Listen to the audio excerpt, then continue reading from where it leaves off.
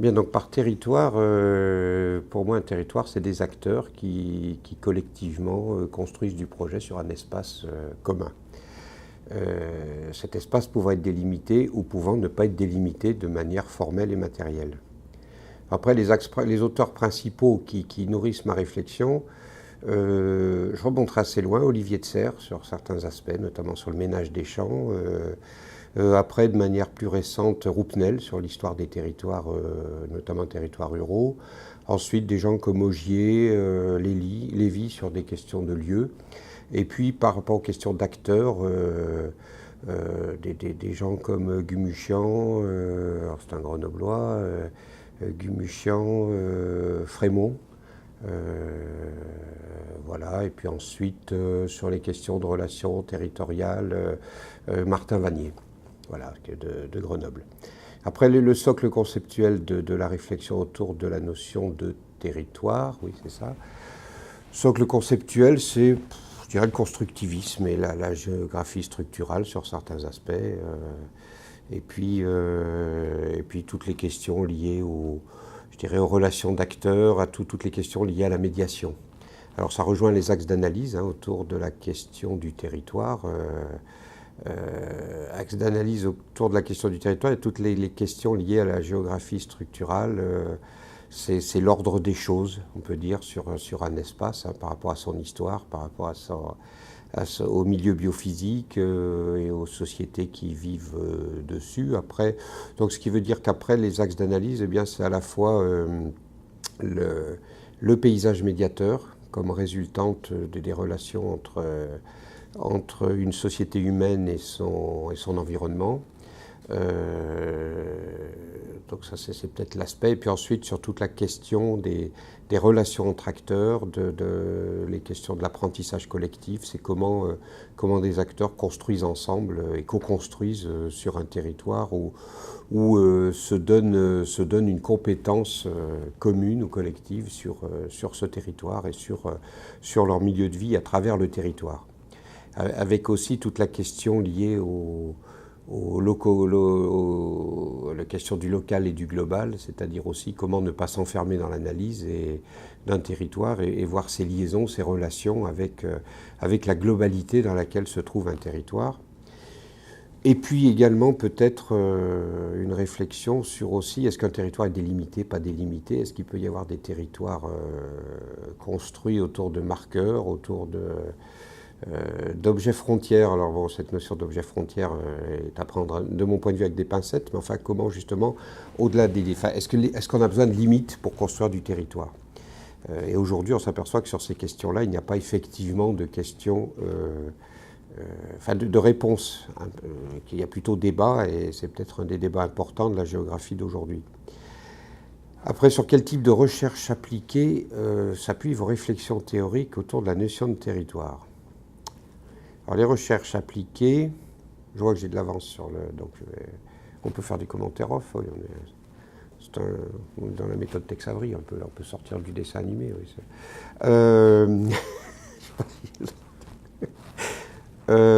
sur quel type de recherche appliquée? C'est toute la question autour de l'aide à la décision et de la mise en débat des enjeux d'un territoire par les acteurs.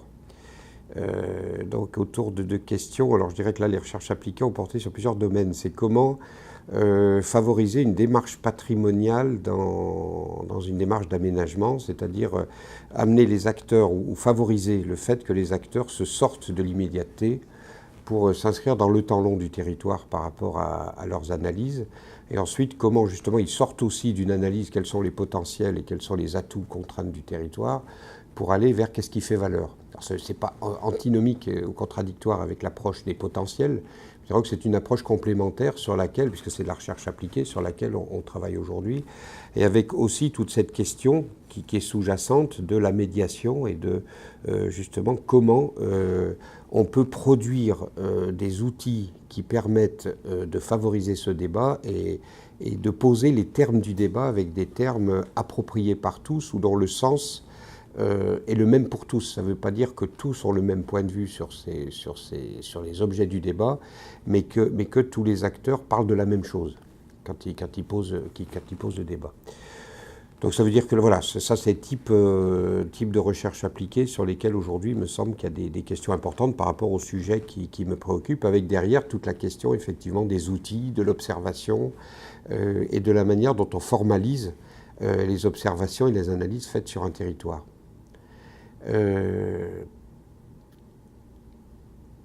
Après, de quelle manière ces réflexions théoriques alimentent vos pratiques? Là, je dirais qu'on tourne le sens...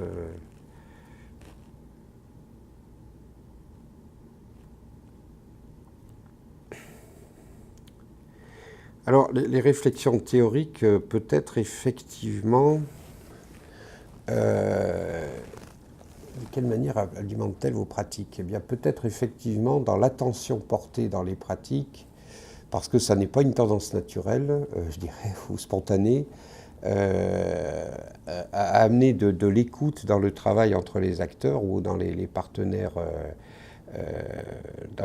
avec qui ils travaillent. C'est comment justement amener écoute et discours intelligibles pour l'ensemble des acteurs d'un territoire. Ça, c'est au niveau des acteurs. Après, sur les pratiques en matière de, je dirais, de recherche, c'est aussi comment nous, on peut vivre l'interdisciplinarité avec nos collègues, c'est-à-dire qu'ils sont de disciplines différentes, par rapport justement à toute la question d'intelligibilité des enjeux ou des données du problème telles qu'elles sont posées aux acteurs ou telles qu'elles sont posées entre nous, je dirais entre politistes, entre géographes, entre paysagistes, entre urbanistes.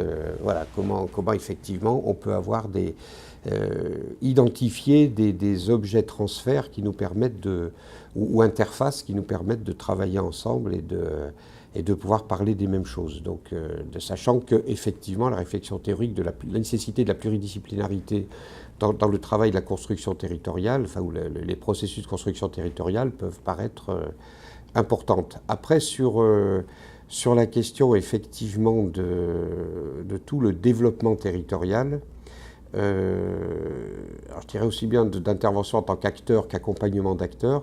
Effectivement, la question aussi, c'est qu'est-ce que veut dire le développement territorial? C'est-à-dire quel sens on lui donne?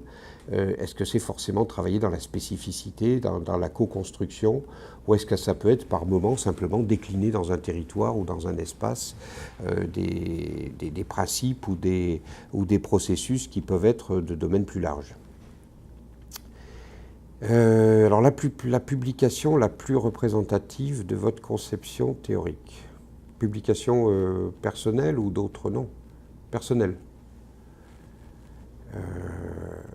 Moi je pense qu'aujourd'hui c'est la plus récente, c'est l'ouvrage qu'on a sorti en janvier, là, c'est-à-dire l'ingénierie est-elle un signe d'intelligence territoriale?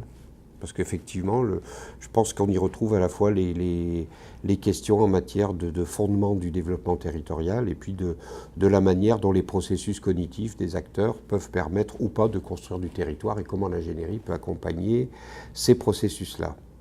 Et après, vous pouvez vous citer la publication la plus représentative dans laquelle sont exposées des applications. Personnelles aussi.